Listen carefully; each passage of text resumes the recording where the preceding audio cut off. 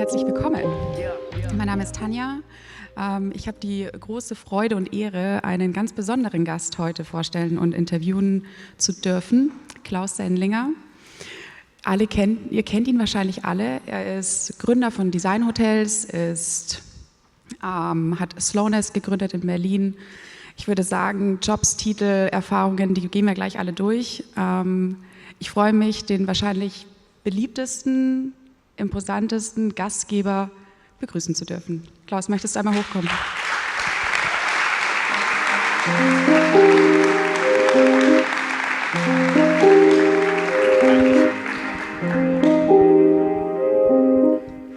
So, we are going to switch into English because we too decided that we are more familiar in talking in English. I hope everybody is fine with that. Otherwise, please get your headphones. So, thank you so much for coming, first of all. Thank you. Thank you, Tanja. Yeah, we thought we were going to do the whole thing in English because, like, first of all, I'm from Augsburg, so I hate listening to me in my German dialect. The other thing is there are some words which just sound so much better in English, and before we're just going to cover the whole thing in German but do it in English, we said, let's do it in English. Exactly, like a couple of minutes ago. Exactly. Yes, exactly. Which is fine. Yeah. So we had a pre-conversation, we had an interview. I think you already saw it also in the issue that we just published today. An interview with Kimberly Bradley a couple of months ago already. And we wanted to continue that. So you two were sitting at in Berlin in Slowness, at Slow and the new campus, the new vision that you created a couple of years ago already. So maybe you can explain us what is Slow in the beginning? What is it?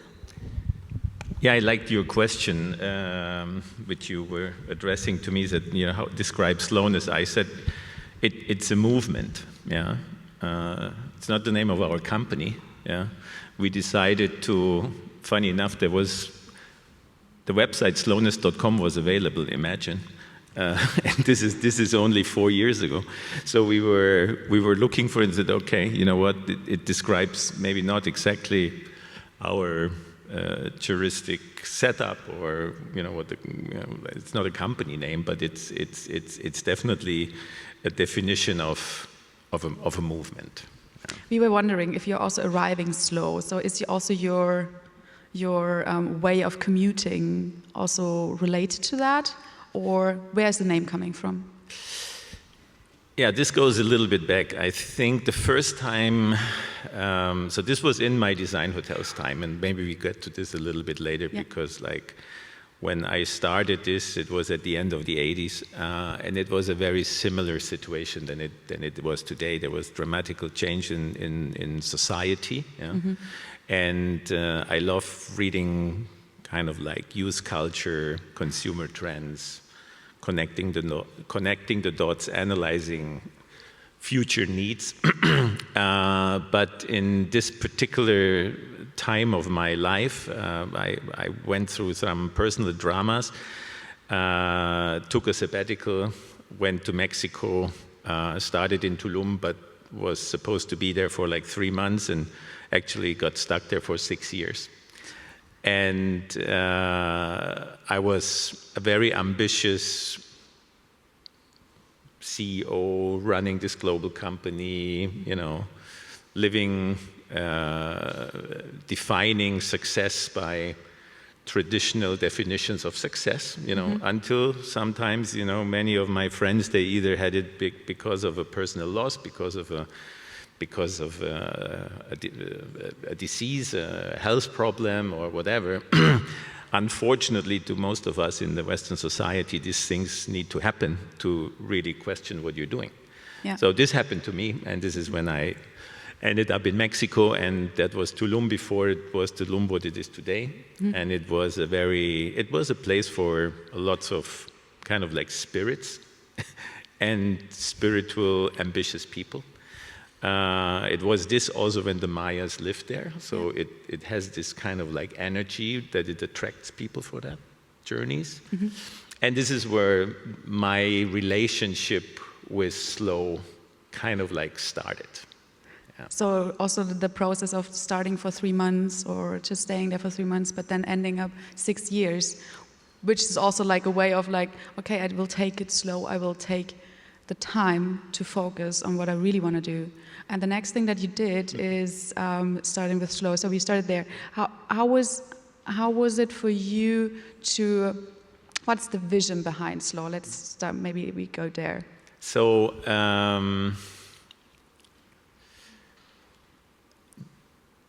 How I got there was really I thought that after the sabbatical I'm gonna go back and I'm gonna go and run my company the way I was running the company. Mm-hmm. Then I realized that in my absence my team really grew.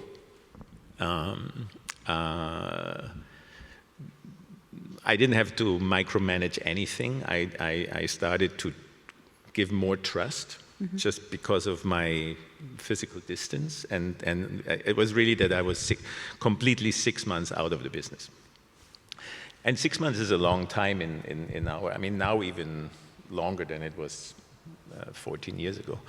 But I could see that everybody who took a responsibility in this team, because they liked me and they knew that I need this break, that they were taking responsibility. Mm-hmm. Yeah. And the responsibility and their creativity increased with me not being there. Mm-hmm. Yeah. So this was my first big learning. Yeah. So I decided, instead of going back and creating reportings which I used to have, I said I let it sit and I let them self-organize themselves. Yeah. Yeah. It's also a big achievement, knowing that the company runs by itself without you being there. It's also in many management tutorials, workshops, masterclass, whatsoever. It's like the thing you do want to have the company running, or you do want to run the company as if you're not requested to be there anymore. But then it changed because it was running so smoothly, and it changed itself from the inner.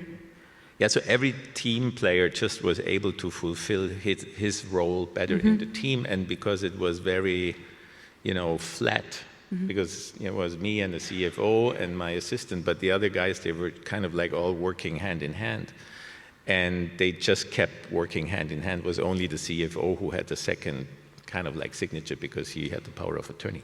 But what I learned in this was, and that was really interesting, I started to flip the classical way of how we live in the West, because we go to work and then we have a holiday, mm-hmm. and then we go back to work. And I started to live a life almost like a holiday, and then I was going back, diving into work. So I started to travel differently. So I was, in this time, I started to look into North and South American markets. We were not so strong in North America. So I spent a little bit more time there. I really went into every city I traveled, and then I came back. I was not overrun by my normal to-dos, mm-hmm. so I had time to digest. And this was really, so I was starting to play with slow and fast life. This is how it actually started, just like talking to friends and so on and so forth. We were looking at the meanings of what an S could be in slow, what an L could be in slow, what an O could be, So we were just playing around all of these kind of like subjects, and it just stayed. So it kind of like manifested in my life. Yeah. But I was still CEO of Design Hotels. There was no intention for me to leave the company. So it was just, I identified a certain fatigue, mm-hmm. yeah, in society, in success, that there was a new definition of luxury, of kind of like time, inner journey. At the same time, there was a dramatical increase in potential burnouts and depressions. What and time so on and so forth. are you talking about? Like I'm what talking years? between 2011 and 2014. Yeah. So and it was not something which happened over 6 months. It was something which just was reoccurring and operating from this spiritual place. You know, you also get a higher sensitivity for this. And this new movement. Yeah, also talking to people, you know, when people pretend to be lucky or happy, but at the end of the day, you know, sometimes we just pretend to be happy, but we're not happy. Yeah, so we even forgot to define what happiness means, or we are under a cover which makes us look successful and happy, but we are not. Yeah. Would you say that, since we are now describing a movement, a change in time, back from 2011 to 2013, that we are nowadays, that we were also introduced to, we are living in changing worlds, everything is changing, we are surrounded by chaos, let's say it that way. Would you say that this kind of movement and this change that we're currently inhabiting is something that is like coming again, or is like a repetition of that, or is it a bigger thing? Allow me to answer it from a different point of view. Please do so. So when I was young, I'm not a hotelier, so I didn't study travel or tourism. I was passionate about communication, but my first gig as a early teen, 20, when I started 18, 19, 20, I was starting, it was the beginning of house music, so I started to organize parties. And these parties, they were just getting bigger and bigger and bigger. I heard that you were like in charge of the biggest parties back in Berlin, throughout the world in the end. Studio 54 was also mentioned. I don't know how many rock stars that you already were greeting, how many DJs that you were inviting to good hotels, or recommending those. So there were two things. One thing is, because of this, I got into hospitality, and I understood that the first contemporary hotels, they had a much bigger impact on the hospitality as an industry than what the industry recognized. The industry did not want to recognize it, you know, but that's maybe we can talk about it. But what I was always passionate in this time was connecting these dots and understanding these little trends. So when I was like 16, I subscribed to, this was all no internet, yeah, by the way, for some of you who don't remember these times in life. We had funny machines at night where we had to write little on black on black screens, which were called telex. So and they were real telephones. And so I subscribed to magazines. You know, I had Face, I had ID, I had the Wiener, I had Tempo. I even had a Japanese magazine, which I couldn't read, but it was fun looking at the images. So I was fascinated by all of these things. And through this and my passion for socio-demographic behavioral changes, you know, I stumbled across a very wise man, and he was telling me about Nikolai Kondratiev. Yeah, so Nikolai Kondratiev was a Russian scientist who died he died around 100 years ago. Yeah. And he was the guy the scientist who understood the long economical cycles. Yeah. And they all got initiated by a major innovation. Yeah.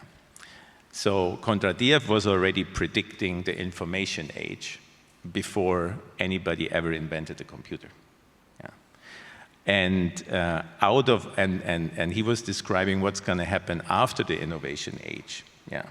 And this is the age where I found myself in my time in Tulum, where I was making more and more connections about Kondratiev's prediction, because he was saying that after the information age is the age of psychosocial healthcare. Okay. Which we are- Psychosoziale Gesundheit. Yeah. Yeah, exactly. So through globalization, through the speed of information, our systems can't deal with that. So we're shutting down. We are.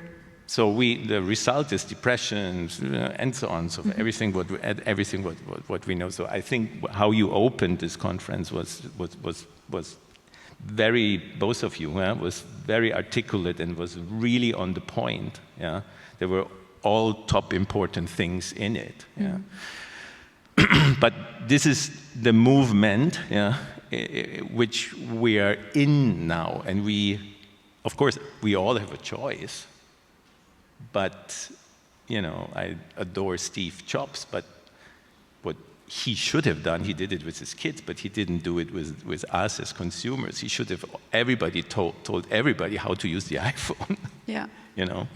So this was in Tulum then 10 years ago when I realized, no, this is, the 80s were the 80s and they were, it was fun and different time, different area, it was different a different people. time, whereas it was logic to me that after this years of Völlerei, there needed to be something else. We all seek for this. Yeah.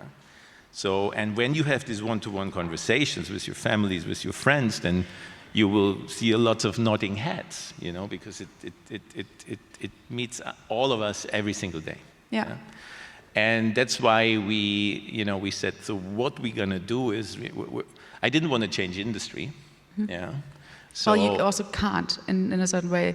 You just can't change from one point, and you decided to go to Berlin to start there, the new project, the new. Maybe we go into an example, like maybe let's talk about the campus that you were going to open in September, as I remember. So next year. Next year, yes. We opened part of it last year. Yeah. And the full campus is going to be open next year. This initiation for this idea of building a campus in Berlin started out of this. Yeah. So 2014, we got invited to participate in a beautiful land on the river in Berlin, in not such a nice neighborhood. Yeah, it's beautiful because it's right accessible in nature, and it's only 20 minutes from Alexanderplatz and kind of like 30 minutes to the new airport. So but it was not, it was just not nice people in this neighborhood. Yeah. So we took the risk, we co-invested in it, and we were thinking that this could be an amazing inner city retreat. I don't want to call it resort, but retreat. And then we were thinking, okay, what would that retreat need to encompass, or what should be in this retreat? And then we were taking everything what we learned on the 30 years of design hotels, plus these learnings about, new work styles. Yeah. Everything that happened with design hotels, with with selling, all that is comprehended. Also, all the points that you were connecting throughout your journey were like combined in this new venture. Are the inspiration for what we're doing there. So, one big thing which I learned, I mean, when you run a company from remote, with current, technology and devices is not a problem, but what you cannot run from remotely is culture. So for culture, you need to be in a space, you need to be with people, So, and I must say that, what became what was the exemption before COVID became the norm after COVID, but I was living this life kind of like already 10 years before COVID, So I understood what technology can do, but I understood how disciplined you need to be to work from home. True. And I understood how impossible it is to create company culture if you're not together with your people.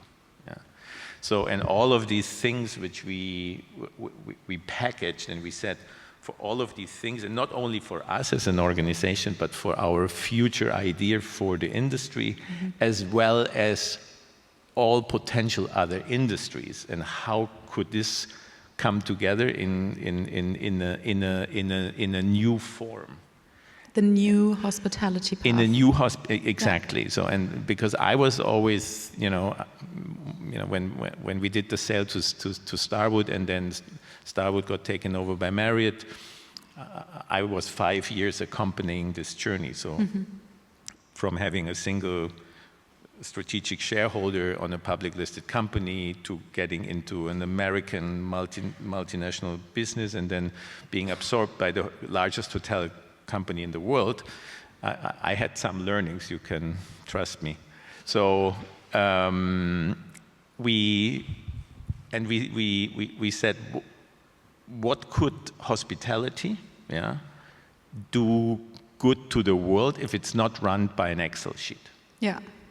Oh, yeah. Perfect. Not exempting that every sustainable business starts by being self-sufficient. Yeah. So it's not philanthropy. Yeah. So from understanding of the movement to adapting to what hospitality could do in the future, we said, okay, let's start with this one campus, which we then started to develop actually 10 years ago, and it's a long time.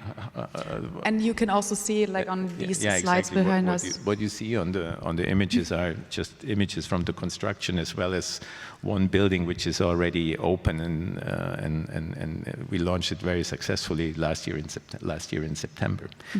So all of these ideas of employee well-being, in combination with how can you build amazing architecture, how is interior design important if you want to create silent versus if you want to create communication.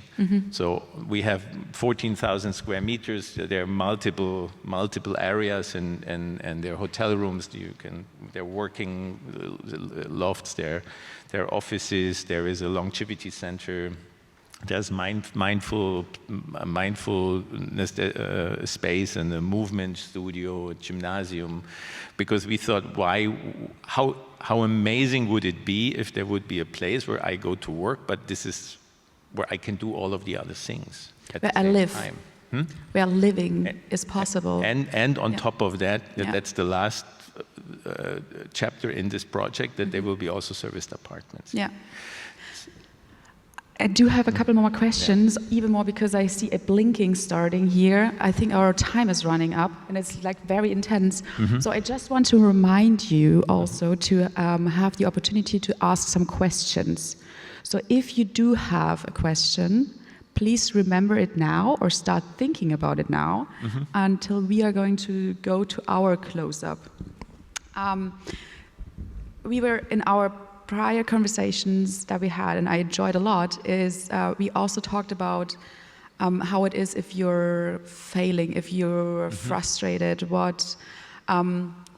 how can you, as such a experienced host, as I introduced you, as a what would be your takeaways that you would like to share with our guests today? I mean, fortunate or unfortunate, I think the major takeaway is just don't stop believing in yourself, and that's that easy, Don't think that everything what I'm telling you is so shiny and beautiful, I mean, we're at the same time, we started this construction in COVID. Then there was the war, with exploding raw material prices, and the banks are just saying no. Every euro which is more expensive, you need to put in your equity. So, I mean, I haven't seen in my career, and I had my first crisis I went through was early '90s, Desert Shield. Then there was the Twin Towers, then there was Lehman, then there was COVID, but I have never experienced a continuation of problems as we have them at the moment since I'm working, since I'm in my professional life. I'm not saying that 100 years ago it has been much worse, you know. Yeah. But at So the moment, in so yourself. at the moment, I think all of our systems are in a way broken. Yeah. And the question is, how do we going to fix them? Yeah. And I don't believe we can wait for the policymakers to fix them. I think we just need to take this in our own hands and start. You know, And take the responsibility. Take the and responsibility, start. and I think hospitality has totally the chance to be the source and the vehicle for good. Because as you described, it's fully life-centered, it's fully circular. It includes everything. So everybody who goes and thinks about hospitality, not lodging. Yeah? And I think the industry at the moment, when I did this similar conversation in Lausanne at the university just 2 months ago, and we had a big debate of what's lodging and what's hospitality, you know. And what is it? How was it defined?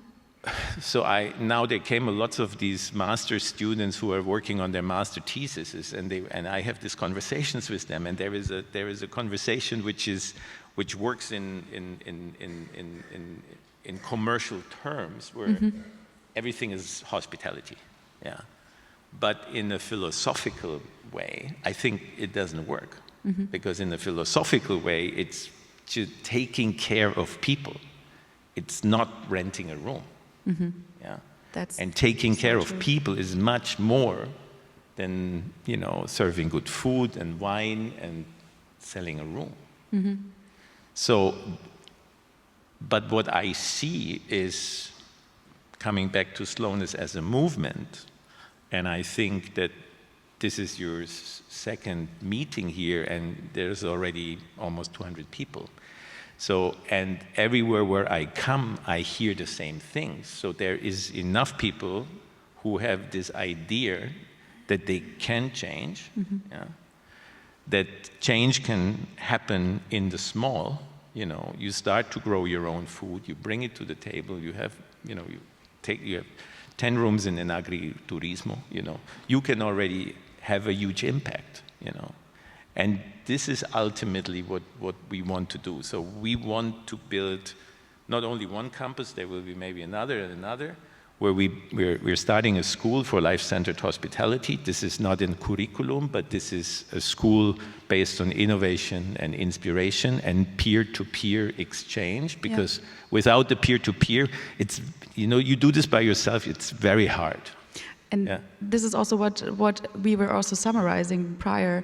So it's about believing in what you do, stick to it, fight for it, even though it's sometimes frustrating, or it takes 10 years or even more. Yeah. And always work for the better. Always try to work better, that it's already there. Do not be satisfied with the 80%. Go for the rest of the 20 and do it better. Not just 100%, even more. Would you agree? There were, two things I would love to add to this. Like, one is, you know, instead of just thinking always to make it bigger, you know, very often, you know, I talk to people and then it's I need to add another 40 rooms. No, you don't. You know, just it's the easiest, but there is other ways where you can grow your business by just not growing it in size, but growing it in IP. Yeah. Come up with new ideas, you know. Why isn't education on every future hospitality P&L? Yeah. It's a spa today, it's maybe education tomorrow. Yeah. And as it's so life-centered, there's almost no limits to how you can grow your business into different fields, you know.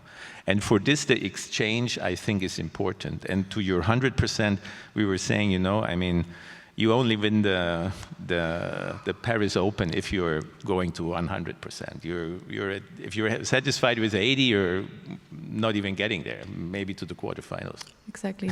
So thank you very much. Do we have a question? Okay, there's one. Two. Okay, I don't see any more, because otherwise I don't think that I can hand over the mic either way. Okay, shoot, yes. All right, thank you very much. I totally agree that taking care of people starts with taking care of ourselves. And a part of time, what do you do, or what is your insight, or what do you do in your campus for getting self-connection for the people and nature connection? So have a better relationship to nature. What is your concept in this? So our claim is to cultivate the arts, to cultivate the crops, to ultimately cultivate your inner gardens. So this is the mantra which we are living with in our team. Yeah, the art is there for creating the exchange, the community, the discourse that can be provocative. You don't need to be of the same opinion. You know, the food should always be the best possible. You know, the crops should be not the cheapest or not the most convenient, but it should be the best. And thanks God, there are lots of people here in the room, which I also know, which think the same way. If you combine the both, then you need to start to work on yourself. And this is morning rituals, this is sleep rituals, this is etc. pp. And this is, by the way, a soft version of a Lanzerhof is going to be the minimum requirement for every future resort. Yeah, it's not the exception. You don't offer it, then maybe you succeed if you have a hotel in Mykonos, because there they go for a party.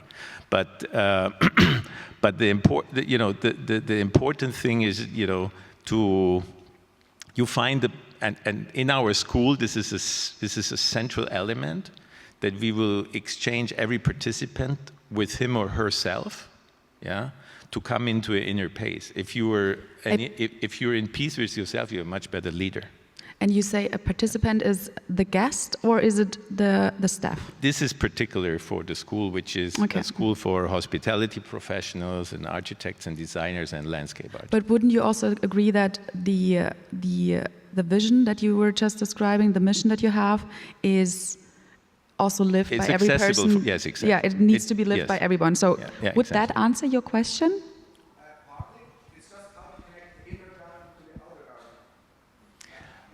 Oh wow! I mean, yes, but like, you know, it would. Yeah, I'm neglecting this because for us, it's, you know, I in a way I hate to say it, but it's a condition. And as we operate always out of the green, so we have this, you know, we have this very urban place, but we are in the middle of the green in the city. Our other project is in 20 minutes south of Lisbon. It's 120 hectares of, you know, biodynamic farm and forests and stuff like that. So we're looking for, you know, I live now since 15 years in nature. So, you know, sorry for that. Yes, I think it's essential, you know, to give the access to nature. Yeah. Okay, one final question. Hi there. In many ways, the slow movement started here in Italy. Yes. Back in 1988 with Carlo Petrini. It's Carlo, see. How it evolved from slow food into slow travel today and slow hospitality.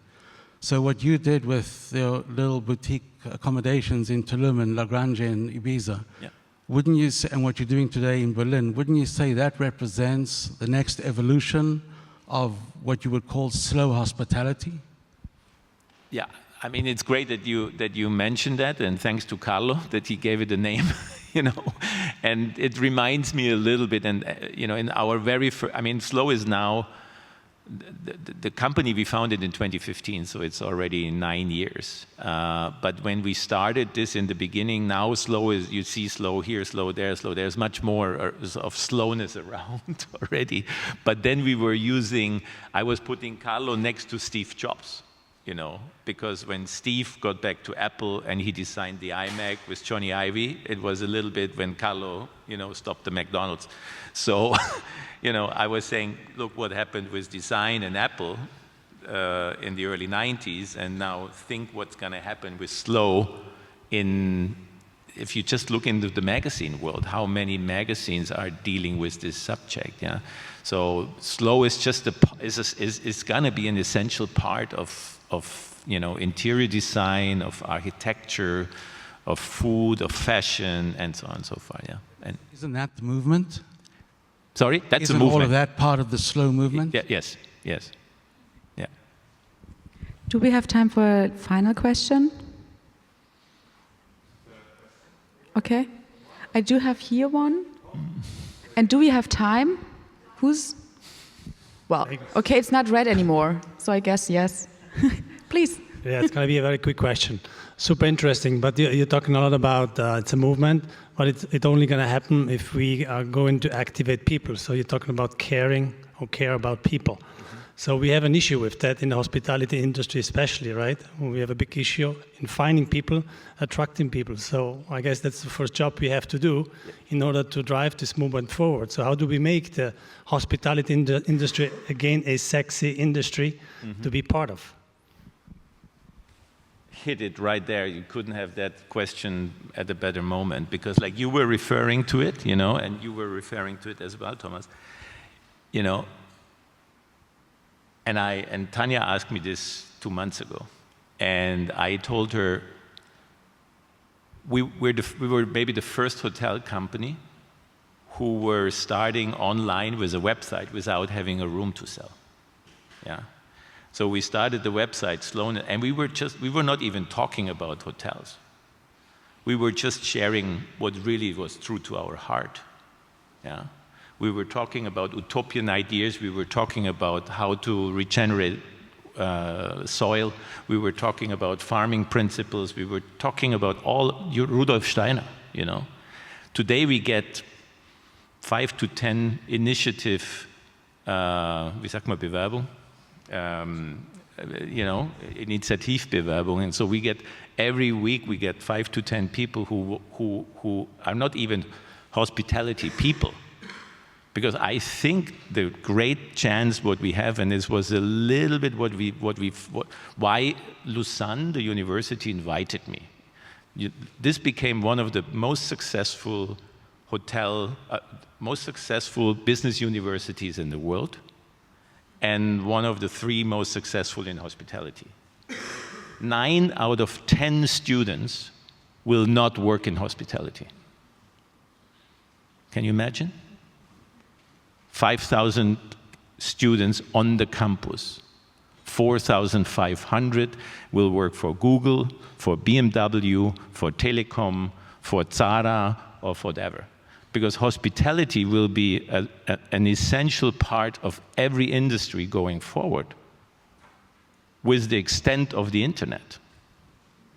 So how do we attract people to come to us? We need to attract people who maybe are not in the industry, but they don't want to be in lodging, but they would love to be in something where they can add a meaning and a purpose. So, and this is also why you received so many applications, even though there was no room to sell. And there was not even, we didn't even offer a job. Yeah. So maybe it's about the vision behind. So there is an awareness of, you know, of talented people who would like to be in this industry. They don't even know what rooms division is, or this is, or this is. And actually they don't care. They said, you know what, we believe in this. This is how we would love to contribute. This is what we would like to contribute. This is what we would love to do, you know. Obviously, you know, it depends on the means, it depends on the culture, on the age, on where it is, and so on and so forth. It's not a home run. But I believe that if you really have a strong message, and these people, they will figure it out right away if you just talk about it or if you really mean it.